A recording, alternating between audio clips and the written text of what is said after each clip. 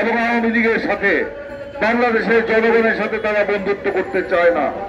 সে কারণেই গত 15 বছর শেখ হাসিনা বাংলাদেশে যখন গণতন্ত্রকে হরণ করে নিয়েছে, ভোটের অধিকারকে হরণ করে দিয়েছে, যখন দেশের মানুষের উপর দমন নিপীড়ন চালিয়েছে, মানবাধিকার লঙ্ঘন করেছে, তখন সারা বিশ্ব গণতন্ত্রকামী রাষ্ট্রগুলো, সংস্থাগুলো সোচ্চার হলেও ভারতকে আমরা দেখেছি সেই শেখ হাসিনাকে সমর্থন করতে।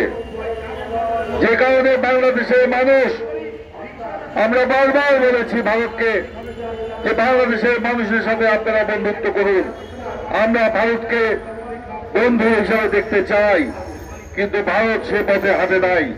কারণ ভারত মনে করে শেখ হাসিনা ক্ষমতায় থাকলে বাংলাদেশকে তাদের পরায়ত্ত করা সম্ভব, আওয়ামী লীগ ক্ষমতায় থাকলে বাংলাদেশে তাদের আধিপত্যবাদ বিস্তার করা সম্ভব, আওয়ামী গোষ্ঠী ক্ষমতায় থাকলে বাংলাদেশে আগ্রাসন চালানো সম্ভব। আমরা তাই দেখেছি আওয়ামী লীগের আমলে ভারত বাংলাদেশের সার্বভৌমত্ব, স্বাধীনতা বিপন্নকারী অনেক চুক্তি হাসিনাকে দিয়ে করিয়ে নিয়েছে, যা অন্য কোন সরকারের থাকলে সেটা করানো সম্ভব হতো না। আমরা তার বিরুদ্ধে সোচ্চার ছিলাম, কিন্তু হাসিনা সেখানে জনগণের রায়ে কোনো কথা বলে নাই, বরঞ্চ বলেছে ভারতকে যা দিয়েছি তা ভারত চিরদিন মনে রাখবে। সেইটা আমরা আজকে দেখতে পাচ্ছি যে শেখ হাসিনা 15 বছর বাংলাদেশের সার্বভৌমত্বকে বিকিয়ে দিয়ে, স্বাধীনতাকে বিপন্ন করে ভারতকে যা দিয়েছে তার প্রতিদান ভারত আজকে দিচ্ছে।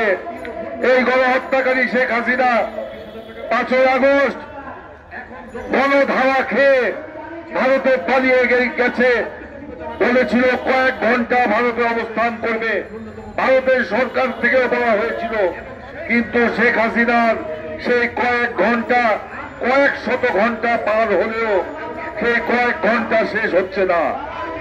আমরা দেখছি সেখানে শেখ হাসিনা মোদী সরকারের রাষ্ট্রীয় প্রোটোকলের থেকে সেখানে একজন মন্ত্রীর সকল মর্যাদা সম্মান ভোগ করে সেখানে বসে বাংলাদেশ বিরোধী ষড়যন্ত্র করছে।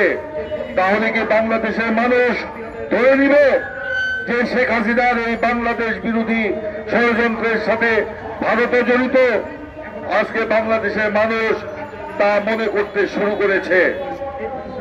আমরা ভারতকে বলতে চাই, শেখ হাসিনা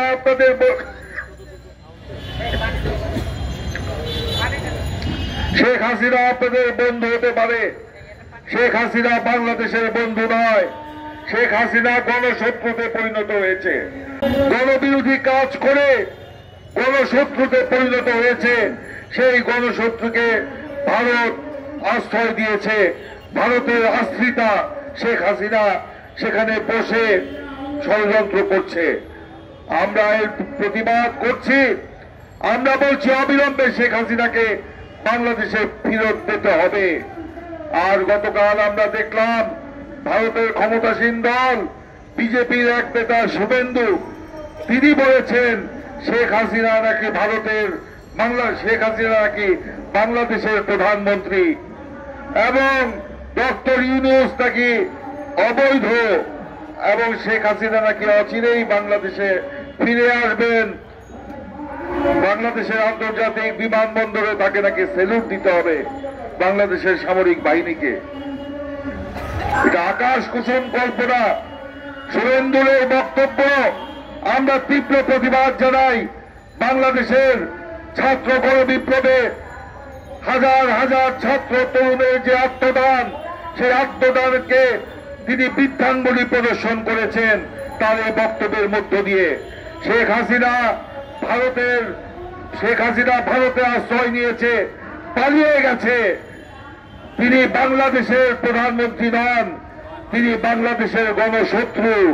শেখ হাসিনাকে বাংলাদেশে আমরা ঠিকই ফিরিয়ে আনবো, সেটা প্রধানমন্ত্রী হিসাবে নয়, গণশত্রু হিসাবে বিচার করার জন্য তিনি বাংলাদেশে তাকে অচিরেই ফিরিয়ে এনে তাকে বিচার করা হবে। বন্ধুগণ, বাংলাদেশের মানুষ 1971 সালের এই ডিসেম্বর মাসে আত্মনিয়ন্ত্রণের অধিকারের জন্য জীবন দিয়েছিল, দেশ স্বাধীন করেছিল। আজকে বাংলাদেশের স্বাধীনতাকে বিপন্ন করার ষড়যন্ত্র করা হচ্ছে। আমরা বলতে চাই যে পাকিস্তানের কাছ থেকে আমরা স্বাধীনতা কেড়ে নিয়ে এসেছি, যুদ্ধ করেছি, ভারতের পদতলে আমাদের সেই স্বাধীনতাকে বিকিয়ে দেবার জন্য নয়। বাংলাদেশের স্বাধীনতা কারো দয়ার দান নয়।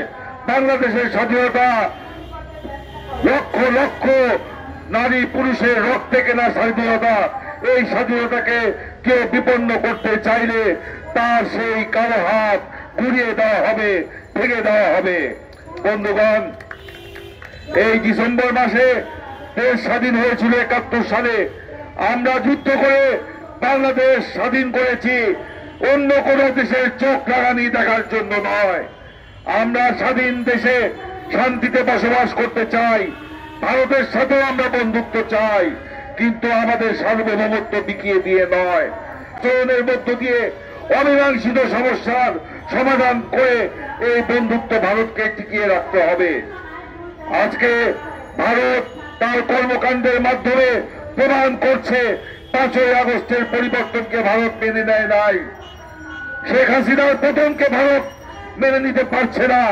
সেই কারণেই আজকে তারা এই নানান রূপে ষড়যন্ত্র করছে, বলছে বাংলাদেশে নাকি হিন্দু দমন চলছে, হিন্দুদের উপর নির্যাতন চলছে।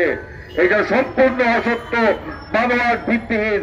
তাই যদি হতো, হিন্দুদের এত বড় দুর্গা পূজা বাংলাদেশের মানুষের সহযোগিতায় শান্তিপূর্ণভাবে হতো না। দুর্গা পূজা যদি শান্তিপূর্ণভাবে হয়ে থাকে, তাহলে কোথায় দমন হলো, কোথায় ভারতে বাংলাদেশে হিন্দু নির্যাতন হলো? বাংলাদেশের হিন্দুরা বর্তমানে অত্যন্ত ভালো আছে। গত কয়েকদিন আগে আন্তর্জাতিক একটি সংবাদ সংস্থা বিবিসি তারা জরিপ চালিয়েছে যে বাংলাদেশে হিন্দুরা বর্তমানে অত্যন্ত আগের থেকে অনেক নিরাপদে রয়েছে। শুধু এই কথা শেখ হাসিনা এবং ভারতের মুখেই আমরা শুনতে পাচ্ছি। এটা ষড়যন্ত্র। বাংলাদেশের হিন্দুদের জন্য ভারতের কোনো দরদ নাই। ভারতের দরদ হাসিনার প্রতি, ভারতের দরদ আওয়ামী লীগের প্রতি। সেই কারণে আমরা দেখি যে ভারতের পররাষ্ট্র মন্ত্রণালয়ে মিটিং হয় বাংলাদেশে শেখ হাসিনা এবং আওয়ামী লীগকে পুনর্বাসন করার এজেন্ডা নিয়ে। আমরা বলতে চাই, আমরা বাংলাদেশে শান্তিতে থাকতে চাই। ভারতকে বলতে চাই, বাংলাদেশের এই পরিবর্তনকে মেনে নিন। এই যে ছাত্র গণ বিপ্লবের মধ্য দিয়ে বাংলাদেশ গণতন্ত্রের পথে, সাম্য এবং মানবিকতার পথে যে নতুন করে যাত্রা শুরু করেছে, সেই যাত্রাকে আপনারা সহযোগিতা করুন। এই ফ্যাসিস্ট হাসিনাকে আর প্রশ্রয় দিবেন না, বাংলাদেশে ফেরত দিন। ইনশাল্লাহ শেখ হাসিনার বিচার বাংলাদেশের মাটিতেই হবে। বন্ধুগণ, আমি আমার বক্তব্য দীর্ঘায়িত করতে চাই না। আমি শুধু এটুকু বলতে চাই, বাংলাদেশে ভারতীয় আধিপত্যবাদ আর চলবে না। বাংলাদেশে ভারতীয় আগ্রাসন আর চলবে না।